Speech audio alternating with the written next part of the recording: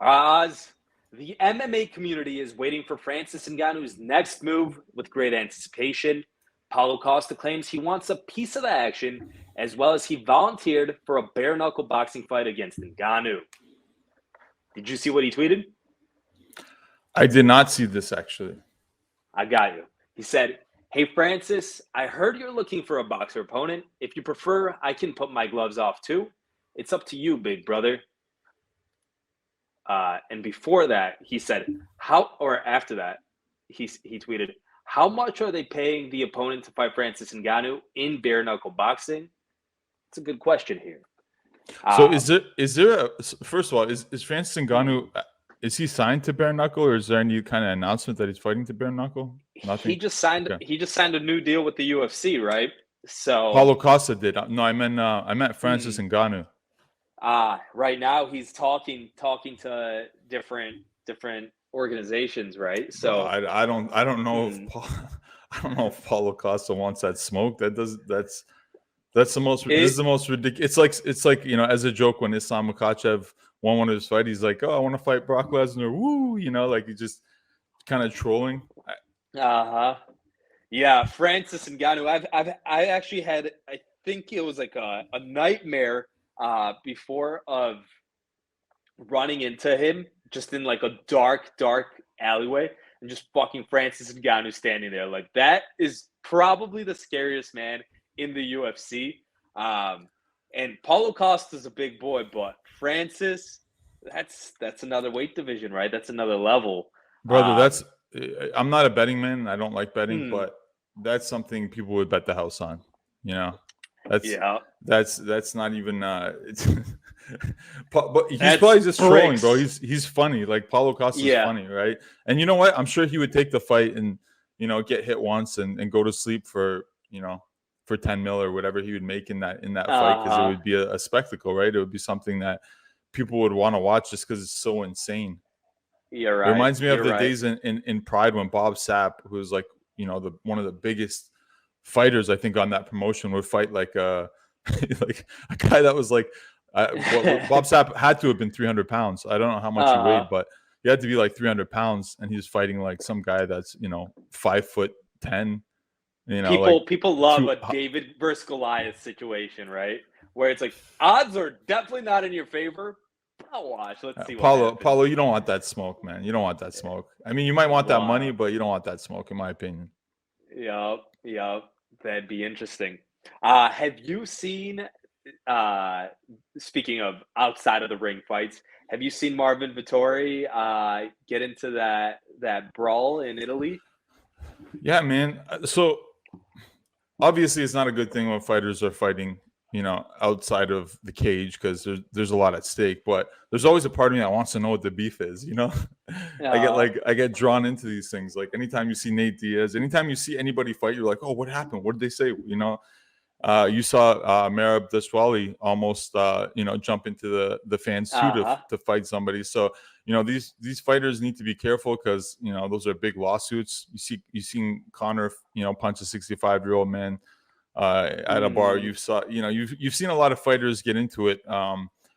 I mean, this has been happening forever, since Mike Tyson days, right? Where fans try to instigate the tiger, the lion, right? And we talked about it in our last talk about how where do you draw the line between trash talk and views and then actually poking the bear, right?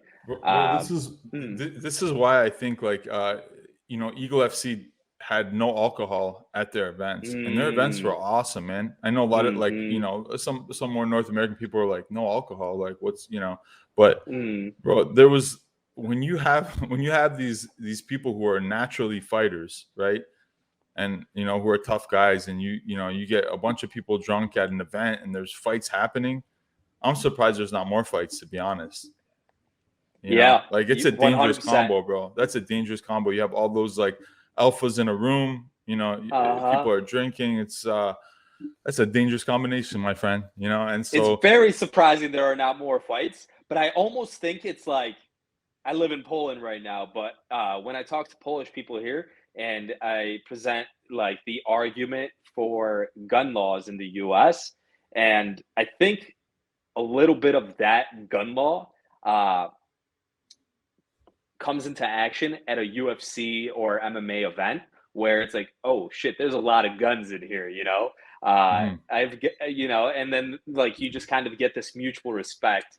Although then you get situations like this where Merab Dvalishvili, although in the comments, a lot of the fans were saying that he wasn't talking trash. The fan was like kind of complimenting him or saying something, and Merab climbed up to, I don't know, hear him better. So that one's debatable. Yeah, go ahead. What do you think about that? Yeah, I mean, like I just took you I on said, a roller man, coaster. it's not a good look, but I mean, it's almost like, you like this is expected, right? These guys are fighters, and a lot of these guys are, you know, to some people their words mean a lot. You know, other people are just trolling. So it's yeah, man, like I don't know where I stand. It depends on the situation. Every situation is different, and I heard the audio, and I don't know if more was said before, but yeah, it just sounded like the fan was saying like, "Oh, you're gonna have to fight Aljamain." You know, Aljamain's So I mean, like that one was more innocent. That's why I love to know, like, you know, it's almost like I'd love to get that fan on, right? What were you saying, man? Yeah, like I would love to know like why Marvin Vettori got into that, bro. I think he was like an Italian rapper or something. Like it's just an interesting storyline, right? So it'd be cool to know. But I mean, you know, Marvin low key kind of sucker punched that dude. And why? You know, like what did he say something? Did he do something? Like we don't know the. You know, Marvin seems like an emotional guy too. That wouldn't take somebody's. You know. Yeah. Mm-hmm. Very interesting. We'll see. We'll see what happens. I mean, life is beautiful. Next topic, my man. You had a topic that you wanted to talk about, the bantamweight division. Yeah, first maybe just also too that, you know, Donald Cerrone got inducted into the Hall of Fame this weekend, and I think like, you know, I don't know many people who don't know Donald Cerrone, right? And you want to talk about game fighters? I mean, this guy had 55 fights, you know, in his professional MMA career, you know, 36 wins. I mean, you know, he kind of, in my personal opinion, if he was a friend of mine, you know, I think he should have, you know, maybe stopped or hung the towel a little bit. He's a cowboy, he was game, man. Bro. Exactly. Cowboy. I mean, if you look at this guy's resume, I mean, he's fought everybody, man. You know, he's fought Pettis, he's fought Connor, he's fought Justin Gaethje, he's fought Ferguson, he's fought Mike Perry, Leon Edwards, Oliveira, the champion, right? Matt Eddie Brown, Alvarez, bro, Barboza, Mike Perry, DeSanjos, Eddie Alvarez, bro. Dude, he's fought the very Nate Diaz, of the top. Yeah, Benson Henderson back in the day, bro. Who has this guy not fought, man? Like this guy he's truly a gamer. Like he'll literally fight anyone, anywhere at his own detriment sometimes. But you know, hats off to him. He had a legendary career, and you know, absolutely 100% deserved Hall of Famer. You know, so put respect on that man's name. You know. Yeah, Cowboy's the man. It's a bummer we won't get more of him, but it's also amazing to have witnessed some of his fights, and hats off to Cowboy. Big time. So yeah, I wanted to talk actually a little bit about you know, maybe your thoughts too on the bantamweight division. So Corey Sandhagen beat Marlon Chito Vera this weekend, and I think they were in the top 5 or in the top. I think they were both in the top 5 in the bantamweight division, right? And we just talked about Merab Dvalishvili and then Aljamain Sterling. They're teammates and would likely not fight each other, even though Dana White's, you know, said that they have to fight each other. You have Sean O'Malley, you know, at the door of a possible title fight. Peter Yan's he's top 5, but he's lost a few. It's crazy how quick it's changed in that division. Piotr Yan was at the top, you know, seemingly invincible, and suddenly things have shaken around real quick. Yeah, man. And this fight was like, if anybody made a statement in this fight, in my opinion, like Sandhagen had a really dominant performance, and I think Cheeto Vera is one of those guys that takes a while to get started. You know, in his fights, like he's a guy that turns it on later. But I think it was just kind of too late. Corey, Sandhagen had a beautiful performance, kind of like a very well-rounded fight. But if either one of these guys, had a KO or like, or a very, very impressive win, I think then they're there for like a potential title fight. And after the win, Corey Sandhagen called out Merab, which is a very tough fight. I know. I don't know if you've seen this in the news too, but Umar Nurmagomedov, who everybody's been ducking, has also called out Merab Dashwali, and they were actually supposed to fight in May. But from what I understand, Merab was injured in his last fight and is not taking that fight in May. But that could happen at a later date. So a lot of, similar to kind of the welterweight division, I think there's, you have Omar, who's on a fight win streak and who's been, performing very, like he's been probably one of the most dominant, I think, in the top 15, and he's making a run for that. Is he like the Shavkat and the Hamzat of the bantamweight division in a way? He's like the Islam and the Habib.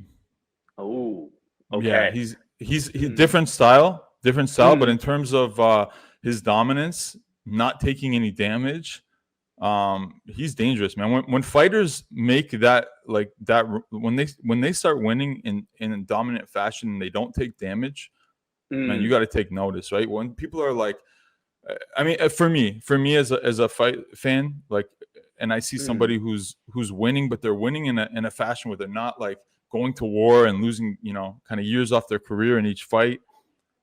I mean, Omar is looking really, really good, and I mean, and like, tell me the difference between his style and Habib or Islam.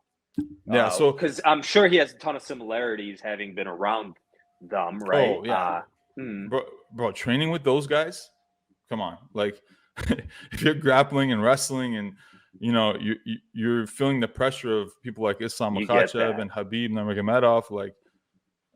And those are just two guys, and then his brother Usman Nurmagomedov is a Bellator champion, right? Lightweight. So the difference, he's surrounded by elite, right? Killers, bro, killers. And how many wrestlers, in Dagestan, combat sambo specialists. So yeah, I feel like they have that base. But what's interesting about Umar and Usman is that they have more of a kickboxing style. Like they have, really quick kicks. And they're almost better with their feet than they are with their hands, like which you don't see often. But they know how to utilize this, and they have that wrestling base too. So they score takedowns. They're very dangerous in top control and mount. They attack submissions. So they're very. I think what I'm trying to say is they're very well rounded, kind of like Islam Makhachev, right? Like I know he's implemented more of a what would they call father's plan, right? Where they kind of dominate the fight, don't take any damage, wrestle their opponents to the ground, attack submissions, ground and pound. But yeah, these guys keep the fight standing, but they also have that threat. They're very well rounded, man. Dude, it seems like, because like with Islam, you kind of you have a better shot standing than on the ground, right? But then when you tell me about Umar Nurmagomedov, which I feel he's not getting enough attention, based on what you're telling me, right? This guy has no Achilles heel. Like if he's banging up guys standing, banging up guys on the ground, like, dude, if you're in the bantamweight division, who's gonna fight Umar? Who in the top 10 if he's fighting up? Like who in the top 10 is gonna take on Umar? It's one of, you said it. We said it before too. It's high risk, high risk, and actually, low it's not reward a high reward with Umar, because he's not reward. like Hamza. He's not like Shavkat, right? It's high risk, low reward. Like it's our job as media and like the actual media to cover this man, because like, well, it's not a secret why people are ducking him, man. It's a very difficult fight. He's well rounded. He's young, right? He's getting better every fight. Like, what is he, 25 or something? Umar, I mean, Oz, you're Umar's coach, right? You're Umar's best friend. what do you advise him to do? What do you do if you're in his shoes today? Everyone's ducking you. No one wants to fight you. What do? Do you resort to trash talking tactics? Like, no, I love, like, this guy's so humble and so polite, man. He's an awesome guy to root for too. Like, you know, like when he knocked out what was the guy's name he knocked out? He just fought the guy. His last fight. Yeah, what was the guy's Barcelos. name? Yeah, Honi Barcelos. So, like, even when he knocked that guy out, he took an extra punch and then he held the guy's head. Like, he felt bad. He didn't know he was knocked out, right? And then afterwards, he was kind of like, "Oh, I was concerned. I didn't know that I knocked him out." And so he's a really, like, I think, like, nice guy, and I don't think he resorts to the trash talking. But I mean, I say let his management team and his coaches pick his next fight. And I mean, if you can get if they believe how do you he's get ready, that fight though? If he's high risk, low reward, someone's gonna fight him. Dominic Cruz, Rob Font. Like, I mean, listen, they're saying that fight was offered, I think, May 5th or kind of beginning of May, and now they're saying it could happen in July. So, in my opinion, I mean, he waits. He gets ready for someone like Merab, or I think he goes for top 5, because I don't know. When I look at you think they give him top 5? You think Dana, Hunter, I mean, the thing is, this is almost like that conversation where it's like, he can hang with top 5. I don't think there's no question in my mind that he can hang with the top 5. Like, it's still a test, and it sounds like a lot of experts would not disagree with you. I don't think many experts would disagree. They might say, and rightfully so, like, he hasn't had, because when you break into the top 5, man, it's a different caliber, right? It's not like you're fighting, somebody in the top 15 who maybe's had like 5 or 6 losses. Like, you're fighting guys with, like, what, Sean O'Malley had 1 loss against Chito Vera, maybe 2. I think actually that's his only loss. Corey Sandhagen has a few losses, but everybody in the top 5 has like a very impressive record in terms of who they fought, and they fought in like top 5 caliber guys. So I think if Umar fights top 5 and he wins, like, I don't think you can make too many arguments of, because he'd be probably one of the only undefeated fighters in that division, I believe, in the top 5. Like, I don't think Merab's undefeated, right? Merab lost to he's 4 losses, right? So, like, to me, I mean, 16-4-0. Yeah, if he can crack top 5 and beat a guy in the top 5, then I think his road to the title is a title shot. I'm not going to say title yet, but his road to the title shot is is almost clear cut, in my opinion. Again, I'm biased. Like, these are the guys I support the most, and I'm kind of loyal to them. But I mean, I don't think, like you said, I don't think a lot of people would disagree. Interesting. I'm excited to keep an eye on him. He sounds exciting, fun to watch, and dangerous, man. What's next? Next, we have Sean Strickland believing his fight with Paulo Costa will not happen. Costa recently revealed that he was offered to fight Hamzat in October or Strickland in May. Now, Strickland took to Instagram and said that he will likely not fight the Brazilian because a loss to him would derail any hype for a Costa-Chimaev matchup. Talk about strategy outside the ring. Strickland saying this.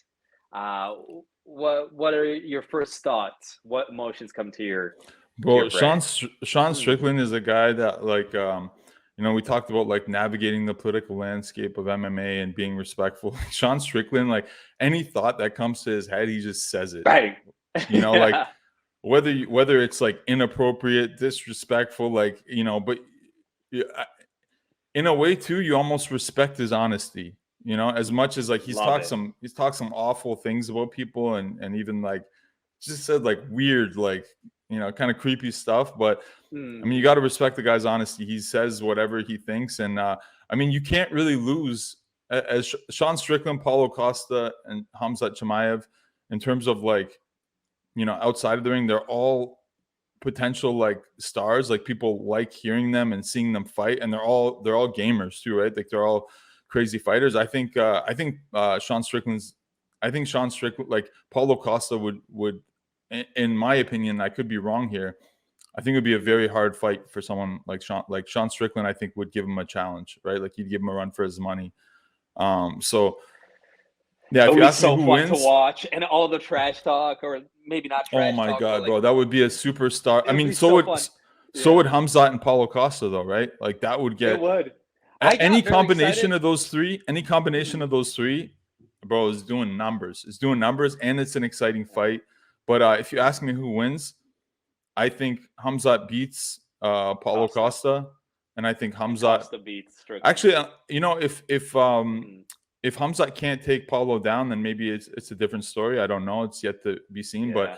But and I think Strickland beats Costa. I think, again, this is my personal Strickland opinion. beats Costa with the we love Strickland's style when we practice kickboxing. He's got a unique style, huh? Bro, that guy spars, I think, every day. Like he's not, you know, I mean, he lost. Look who he lost. He lost to Pereira. Like, you know, he's only lost to like a few really elite strikers. You know, like, and Luke Rockhold did pretty well against Paulo Costa. So Paulo Costa hasn't, like, although he won his last fight, he hasn't had a great showing in his last two fights as like, you know, the guy who went to war with Yoel Romero and some of his other fights where he just looked he used to be the scariest man in the UFC. So it's a good opportunity for him to, you know, to make his comeback, and fighting one of those two guys, man, it's going to be a war. It's going to be an absolute war. Going to be a war. Excited to see what happens with Strickland, Costa, and Hamzat. All right, and we've got a minute left, unless I'm not going to extend you if you can't go. No, I could probably go a few more minutes. But yeah, no, you know, you like love this shit, Oz. I love it. Yeah, man, I could talk about this all day, and you know, there's a lot I'm missing, and like I said, I'm biased. Like even when we're talking about the bantamweight division, there's a lot of guys. Say it like it is. Yeah, there's a lot of guys that are deserving, who are on streaks, who are, you know, like Sean O'Malley, Sandhagen. You know, there's so many guys, Merab Dishwali, that also, you know, deserve. Like the interesting thing about right now, I think, for bantamweight, welterweight, lightweight, middleweight, there's so many fighters that could be champion in a year, and I feel like this doesn't always happen where you have this much hype in the divisions.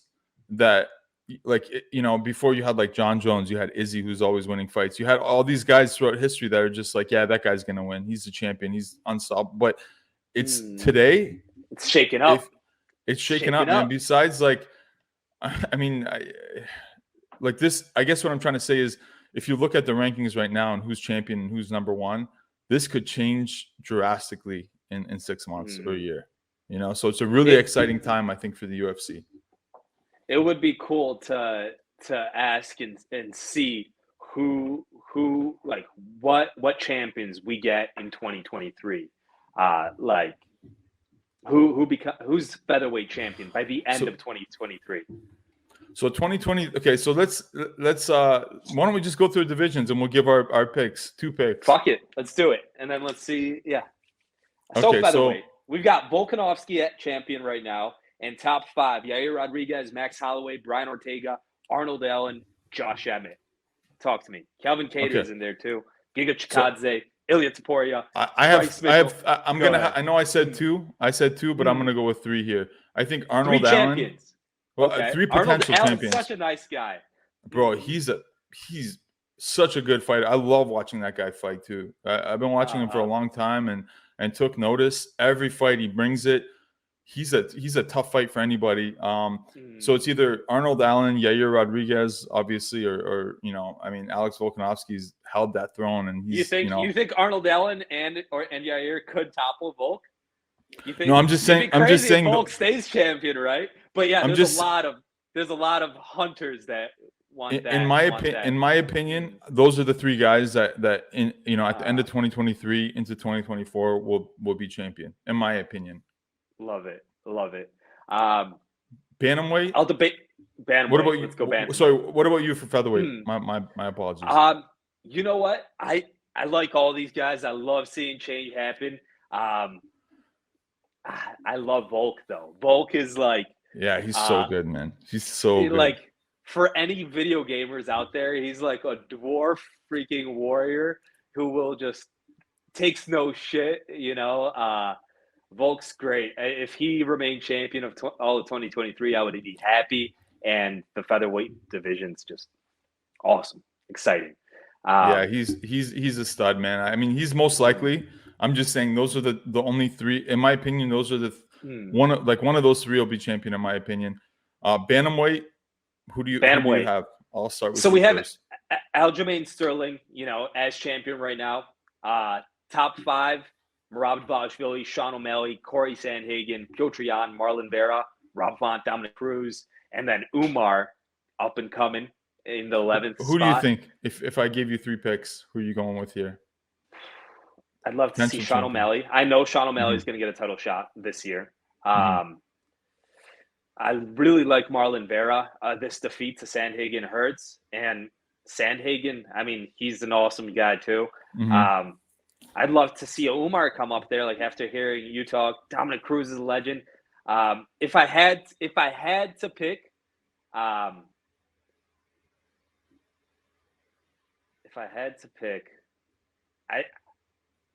think Sean O'Malley becomes champion and Piotr Jan regains it. I just have a really weird feeling that Piotr Jan could come back.